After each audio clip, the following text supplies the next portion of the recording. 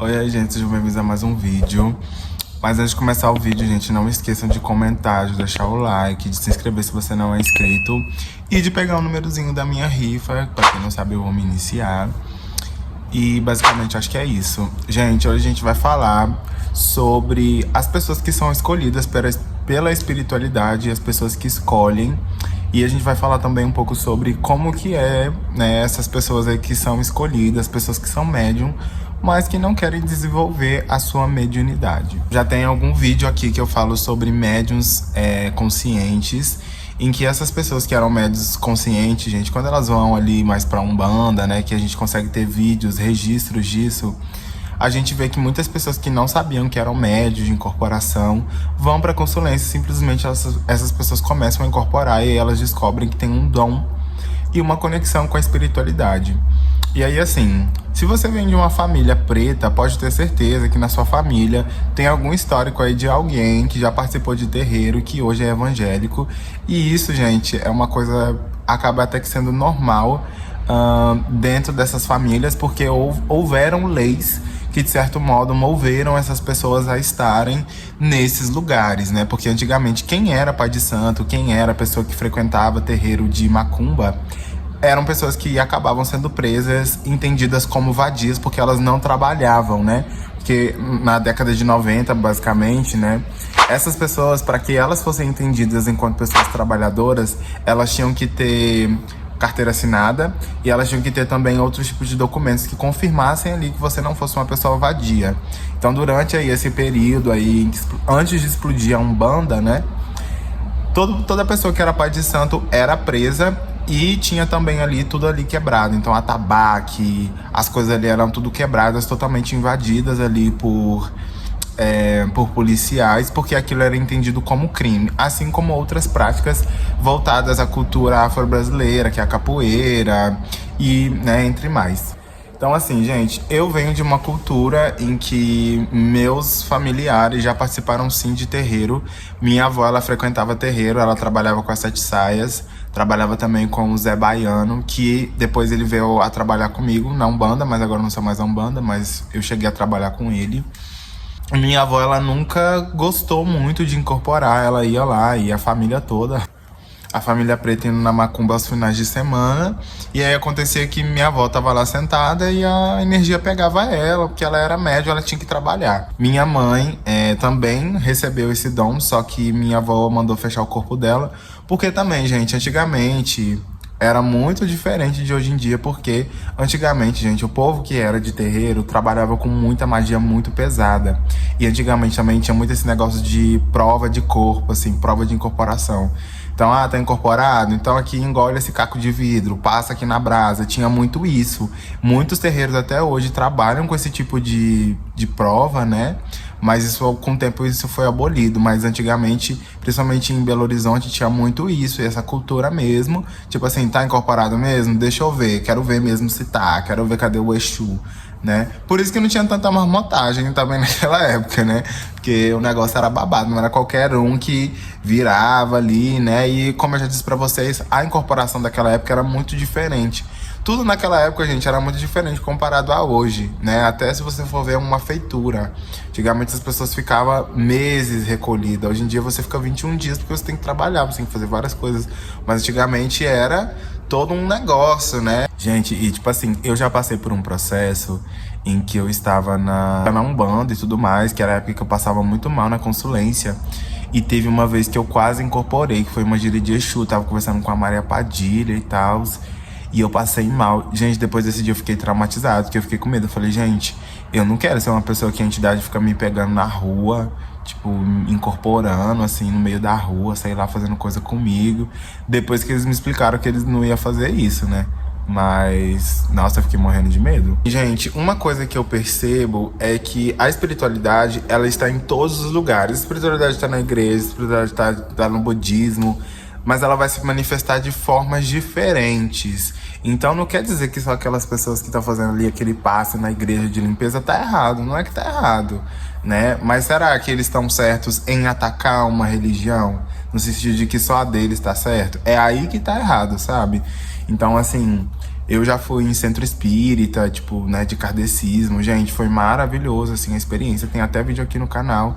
Só que pra mim é essa questão, né? É um espaço que só tem pessoas brancas, pessoas privilegiadas, querendo falar sobre pautas que elas nunca viveram e talvez nunca vão viver, né? Eu espero que não vivam. Então, tipo assim, você vê uma pessoa totalmente privilegiada falando sobre aborto, né? Sendo que, tipo assim, se alguém da família dela precisar, ela vai ter o dinheiro para pagar um médico e a pessoa ficar viva, né? Então, assim, várias questões que pra mim adentram, né? Não tô dizendo que o candomblé é a favor ao aborto, porque já ouvi muitos argumentos, né, contra, mas enfim, nós estamos aqui para falar sobre aborto, estamos aqui para falar sobre espiritualidade. Então, assim, a espiritualidade, ela está em todos os lugares, só que em cada pessoa ela vai se manifestar de um jeito. Então, não é que todo mundo, gente, só porque eu sou preto, então tem que ser de candomblé, só porque eu sou preto, então tem que estar... Não, não é isso. Então existem pessoas que têm gosto para várias coisas, desejos para várias coisas. Existem aquelas pessoas que são convocadas. Eu me sinto, gente, uma pessoa convocada, porque desde pequeno eu sempre tive essa conexão com o plano espiritual. Então eu era uma criança sonâmbula. Quando eu era pequeno eu via várias coisas assim em cima do meu armário. Então eu tinha muita dificuldade para dormir, tinha muitos problemas com sono, sabe? Então, já aconteceu de eu ir dormir e, tipo, acordar na porta de casa, tipo, em tempo de abrir o portão. Já aconteceu um dia que eu acordei sentado no portão, o portão aberto. Então, assim, coisas muito pesadas. E com o tempo, gente, a gente que é médium, né? Médium, assim, eu falo num contexto dessa conexão mesmo com o plano espiritual, a gente sente muita coisa. E com o tempo, mesmo você não frequentando um terreiro, aquilo vai aflorando, né?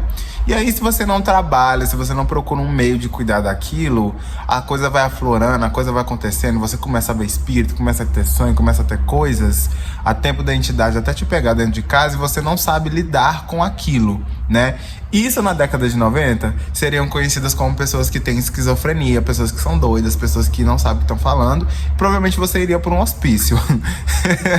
Eu provavelmente iria para um hospício, porque estaria nesse espaço de não entender o que estaria acontecendo comigo, e eu começar a ficar doido, falando que eu sonhei com minha avó, com meu avô que morreu, que ele tá aqui, que eu tô vendo ele aqui, e provavelmente ia parar num tratamento aí de choque, alguma coisa assim, porque era isso que acontecia aí nessa década de 90, tá? Muitas pessoas que eram médiums iam parar nesses lugares, porque eles achavam que eles poderiam controlar, assim, a população fazendo isso, né? Dando esses tratamentos de choque, enfim. Então, assim, gente, falando sobre a minha experiência individual, eu nunca me identifiquei com a igreja, eu nunca gostei muito ali do espaço. Eu gostava de ir quando eu me sentia bem, assim, pra mim me sentir bem, de ir mesmo, era uma vez no ano. Então, eu não concordava muito com as coisas que tinham ali, assim... Não que seja a pior coisa do mundo, gente, é aquilo que eu falo, como eu disse, cada pessoa tem o seu gosto, cada pessoa tem a sua atração, cada pessoa é convocada pra uma coisa. Tenho parentes que amam a igreja católica, tipo, sempre vai, sempre tá lá presente, mas não é uma coisa pra mim, né? E aí, gente, com o tempo, essas coisas foram aflorando dentro de mim, né? Então, eu comecei a ver espírito dentro de casa, via muito vulto dentro de casa, eu não entendia aquilo, então eu ficava com muito medo, porque quando você não entende, você tem medo, né? E é isso que o sistema europeu produz na gente. Tudo aquilo que a gente não conhece, tudo aquilo que tá dentro do nosso, não está dentro do nosso conhecimento, a gente demoniza e a gente não gosta. Então eu fui aprendendo a não gostar disso, né? E aí com o tempo, gente, eu comecei a ter muito sonho, muita coisa, eu não entendia aquilo, eu comecei a ficar meio assim, meio doido mesmo, sabe? E não tinha ninguém pra me conversar sobre isso, porque minha mãe ia, mas eu não, sabe, não sabia falar aquilo pra ela. Até que depois de muito tempo eu procurei estudar, procurei me aprofundar para entender o que que era um orixá, o que que era uma entidade. E aí eu fui parar de fato num terreiro para me ver o que que era, né? Que aí foi a primeira vez que eu fui numa gira, foi uma gira de Exu. E aí, tipo, eu vi, né, o Exu, que o Exu é o mais falado, mais comentado, é o Exu. Coitado dos Exu, as pombogiras. E aí tinha um grande tabu. Já contei vídeos aqui pra vocês falando como que foi a primeira vez que eu fui num terreiro. Só vou deixar aqui pra não ficar muito grande o vídeo. E aí, gente, o que eu quero falar basicamente pra vocês aqui é a importância de entender a sua responsabilidade também com a sua espiritualidade, sabe? Eu conheço muitas pessoas que são médiums, esse tipo de pessoas são pessoas que sabem que são médiums e não procura cuidar da sua espiritualidade. Cuidar da sua espiritualidade em qual sentido? Se você sabe que você é um médium, que você tem ali uma ligação com o plano espiritual, procura meios pra você se cuidar, sabe? Porque a gente que é médium, gente, a gente é muito sensível. E a partir do momento que a gente começa a frequentar terreiro, não é que não vai despertar, é aquilo que eu disse pra vocês. Todo mundo que é médium, que tem essa conexão com o plano espiritual, em algum momento isso vai aflorar. Quando você estiver ali pros 30, pros 50, mais ou menos ali, o negócio vai estar muito aflorado. A sua mediunidade, ela tem um momento de aflorar mesmo, de abrir, assim, como se fosse uma flor, né?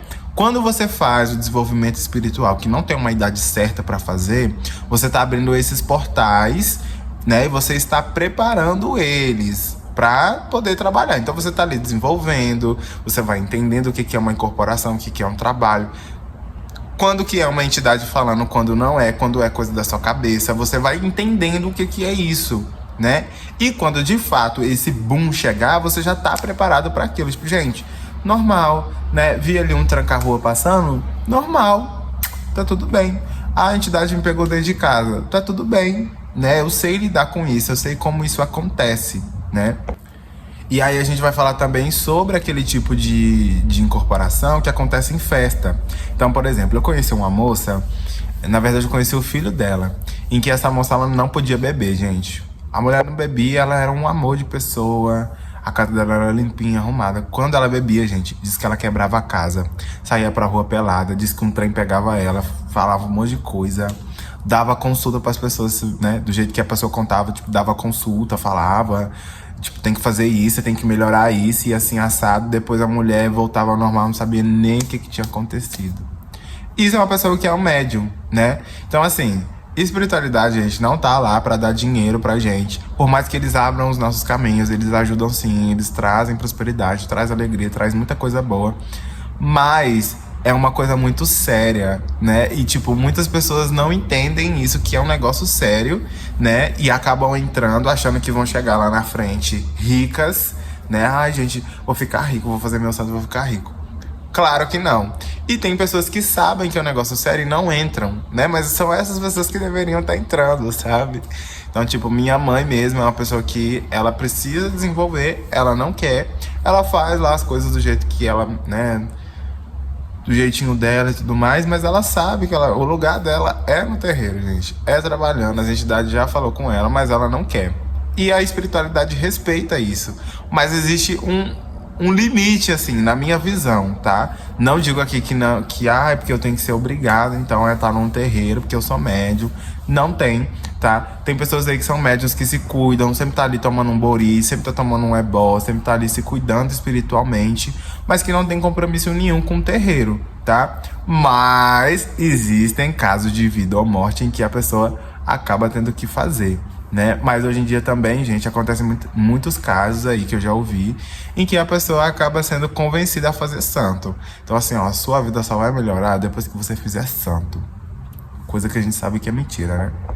Então, assim, gente, pra finalizar mesmo, o que eu vim dizer pra vocês é pra que vocês não atrasem o processo, mas que também não adiantem, né?